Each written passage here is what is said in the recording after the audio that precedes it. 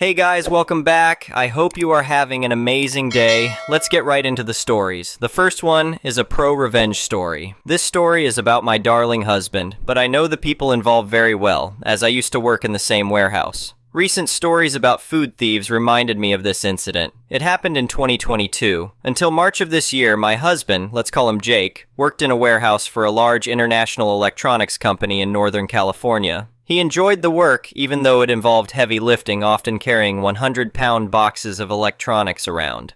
Because of this, staff turnover was pretty high. One of his colleagues, we'll name him Ryan, started at the same time as my husband. They weren't friends, as Jake didn't like him, but he respected him as a hard worker.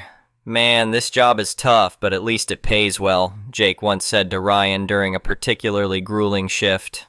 Ryan nodded, wiping sweat from his brow. "Yeah, beats sitting at a desk all day, that's for sure." Due to the constant influx of customers, the warehouse staff didn't have set break times. They just took their lunch break when possible. Some used the break room with its basic kitchen, while others went out to eat, visited the nearby deli, or ran errands during their 60-minute break. Either way, they had to clock out and back in. This detail will be important later. Soon they realized that lunches brought from home were disappearing from the fridge in the break room. Snacks they had bought to share and drinks were also vanishing. Since it was rare for two workers to take their break at the same time, they weren't sure who the thief was. They weren't allowed to set up a camera either. So Jake and the warehouse manager, Tom, decided to take matters into their own hands. "This is getting ridiculous," Jake complained to Tom one day. "Someone's been taking my wife's homemade sandwiches. She puts a lot of effort into those." Tom frowned. "I know, it's happening to everyone. We need to catch this person red-handed." Occasionally, when work was slow, they decided to order food. Mostly burritos, sometimes burgers. My husband and I love hot, spicy food. I'm pretty sure there's no blood in him, just hot sauce flowing through his veins. We have an impressive collection of powders and sauces, ranging from mildly tickling to, "You'll need surgery to remove this from your taste buds." Jake, of course, kept some of these sauces at work. You can probably guess where this is heading, right? When the thefts became more frequent, Jake and Tom decided to order burritos, just for the two of them, as the others either didn't want any, or had brought their own lunch. The food arrived, smelling delicious. By some miracle, both my husband and his manager were able to take their lunch at the same time and enjoyed their burritos, but didn't finish them. Jake took out one of his sauces with a scorching 2 million Scoville units. For those unfamiliar, regular Tabasco has about 2,500 to 5,000 Scoville, and generously coated the leftovers, which blended in perfectly with the salsa. Then they left to have a smoke and continue working. They hadn't had a chance to clock in again when Ryan burst out of the break room, sprinting for the bathroom, his face a vivid shade of crimson, gagging loudly. "Oh man, what did you eat?" Jake called out, feigning concern. Ryan didn't respond, slamming the bathroom door behind him. When he emerged a few minutes later, he was pale as a ghost, reeking of vomit. Without a word, he left to get something to drink from the deli across the street. Just then, Sarah, the local store manager and Tom's boss, happened to drop by. She noticed Ryan's absence and that he hadn't clocked out, a major violation. What nobody knew was that Ryan already had 2 write-ups for being absent without clocking out. In their company, 3 write-ups, final warnings in HR speak, for the same reason could result in immediate termination. When Ryan returned clutching 3 cartons of milk to his chest, the 3rd write-up and termination notice were already printed and ready to be signed. "Ryan," Sarah said sternly, "we need to talk in my office now." Ryan's eyes widened, realizing the gravity of the situation. "But I didn't." "Now, Ryan," Sarah repeated, leaving no room for argument. Ryan left immediately after the meeting, looking defeated. He now works in another warehouse where a good friend of mine is employed too. Interestingly, none of their food has gone missing yet. The next one is an entitled people story. I never thought I'd have to deal with a crazy neighbor, but here I am. It all started when I moved into my new house last summer. The place was perfect, spacious, newly renovated, and best of all, it had a beautiful in-ground pool in the backyard. I was so excited to finally have my own pool after years of apartment living. For the first few weeks, everything was great. I'd come home from work, change into my swim trunks, and relax in the pool with a cold beer. It was exactly the stress relief I needed after long days at the office. But then one evening, as I was floating peacefully on my pool raft, I heard angry shouting coming from next door. I looked over to see my neighbor, a middle-aged guy named Rick, glaring at me over the fence. "Hey, what the hell do you think you're doing?" he yelled.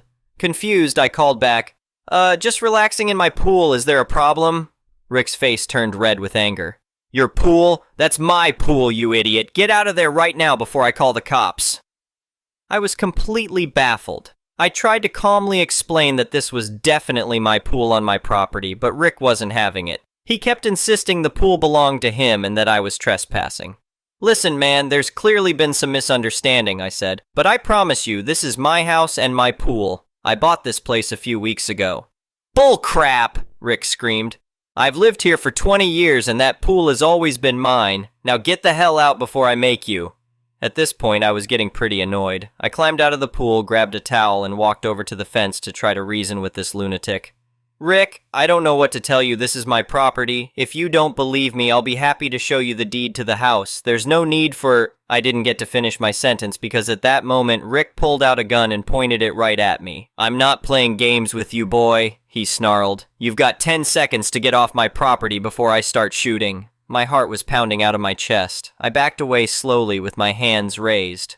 Okay, I'm leaving, I said. Please, just put the gun down. We can sort this out without violence. I hurried inside and locked the door, then immediately called cop. I told the dispatcher there was an armed man threatening me in my backyard. Within minutes, several police cars came speeding down the street with lights and sirens blaring. The cops quickly got Rick to put down the weapon and detained him while they sorted out what was going on. I showed them my house deed and explained the situation. It turns out Rick was completely delusional. He genuinely believed my house and pool were part of his property. After questioning Rick and me separately, the police determined I was telling the truth and Rick was experiencing some kind of mental break from reality. They ended up taking him to the hospital for a psychiatric evaluation. I later found out from other neighbors that Rick had been acting erratically for months. His wife had left him recently and he'd started drinking heavily.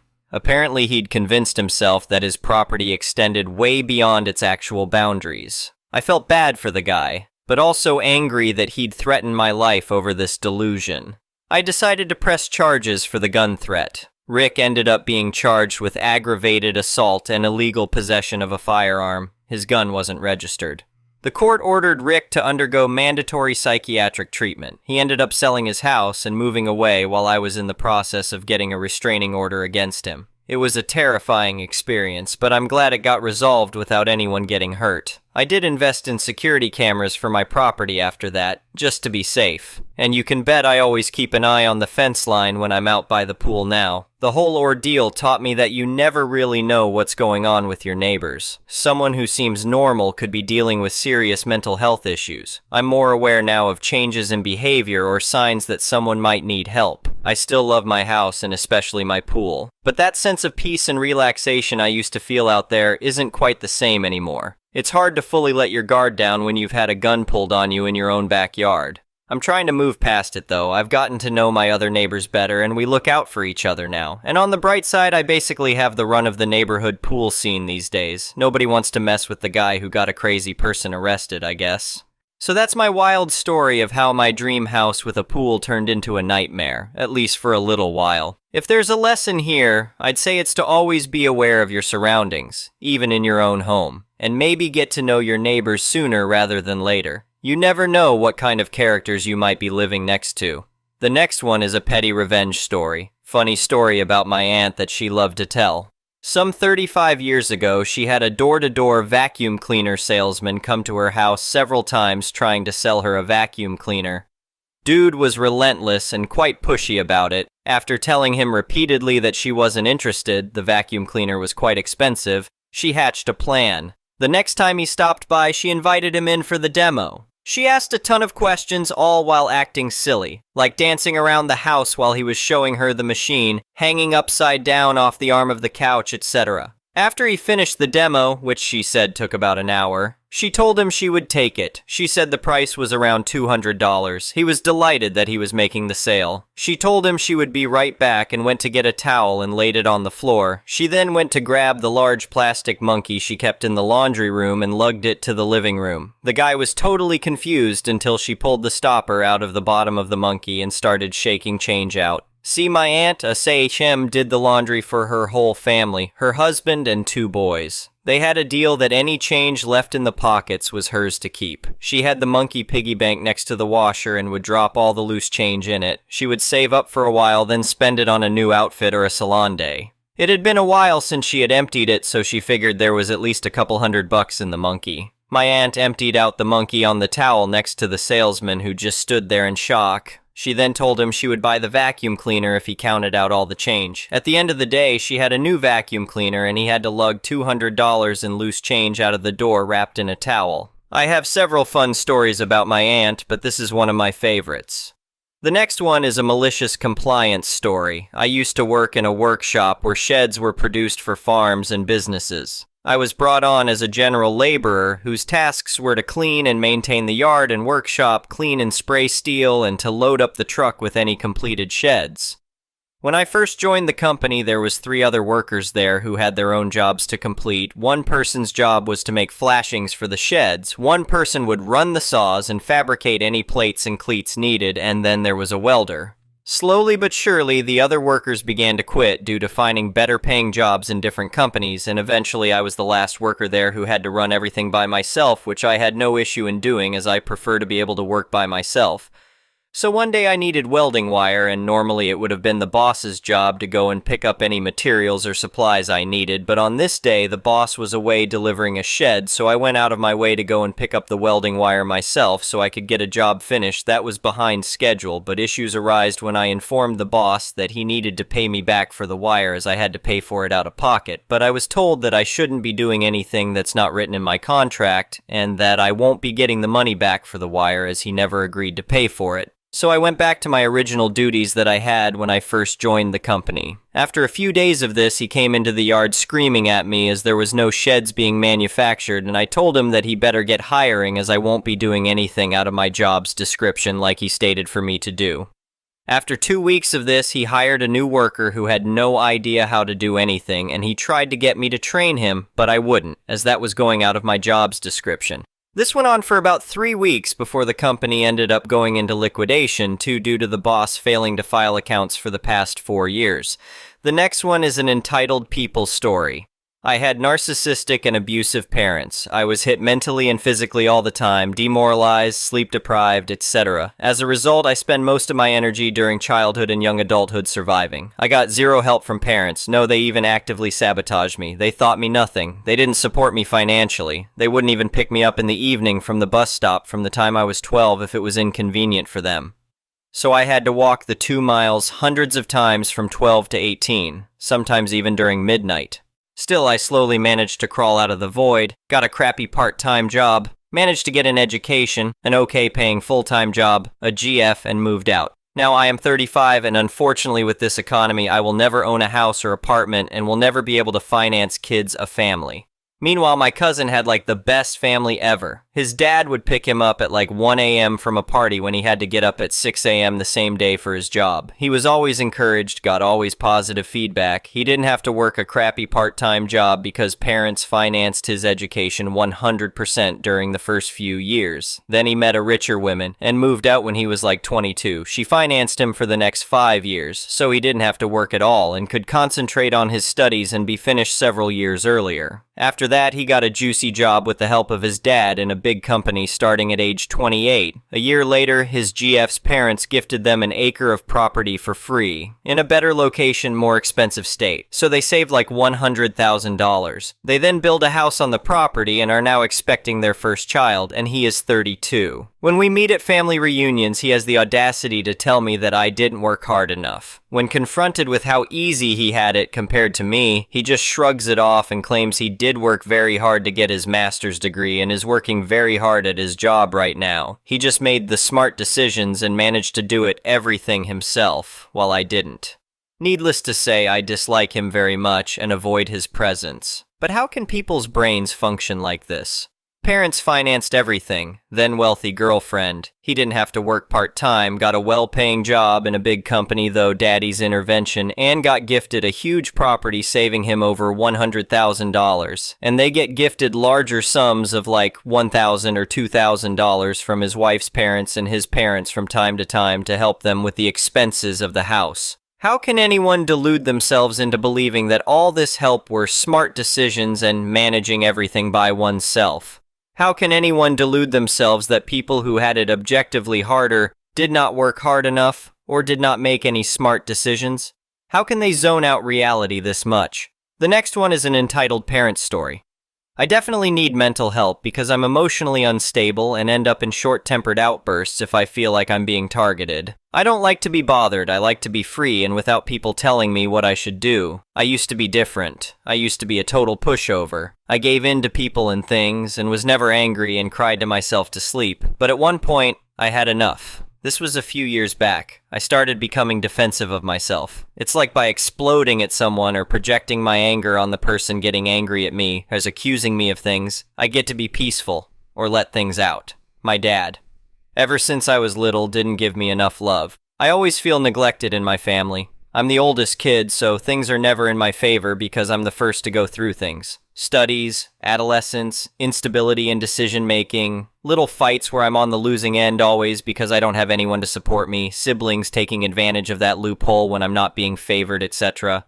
I have no one on my side. I don't think I ever felt loved in my family. I was constantly restricted. I once got 9-10 on test paper, mock, and I was so afraid to bring it back home that I threw that test paper away and pretended like I got 10. It's just a single-digit difference, but I was overwhelmed. Yesterday and even today morning, Dad keeps yelling at me and calling me names when he is drunk. My mom initially said he won't remember a thing he says when he wakes up, but no, he is acting like it. He does this every time. And the one time I yell back because my heart couldn't take it, suddenly I'm the bad guy. It was bad. I started name-calling my own dad out of anger. But somehow I feel both better and like a reflection of him, which I hate. IDK, why he is always so angry at me. He says I'm worthless, he calls me names and says things I don't think my friends around my age have to listen to. He always talks about how he gave me food, shelter, and water to live and how I am doing nothing to give it all back to him. He talks about how I bring nothing to the table when I'm still just a student and studying. He talks about how much fees he paid for school and I'm still useless. He says I don't pay the rent for the apartment or the clothes things he buys, so why am I even living with them?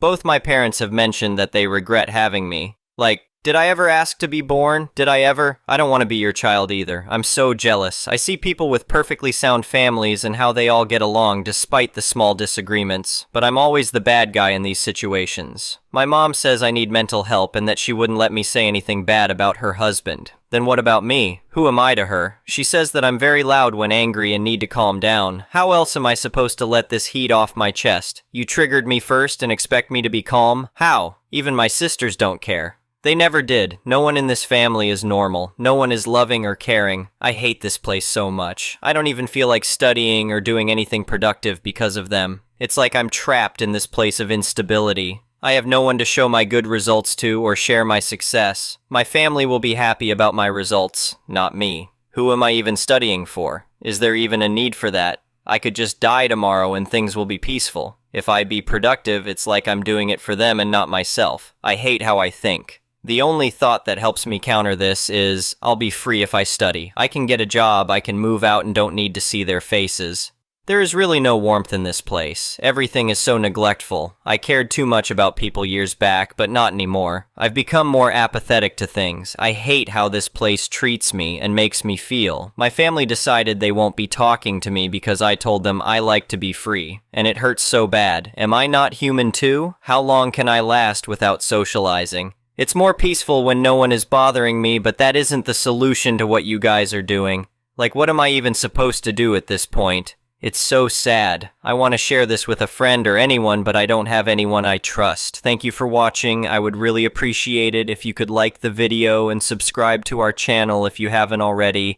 We'll see you again tomorrow.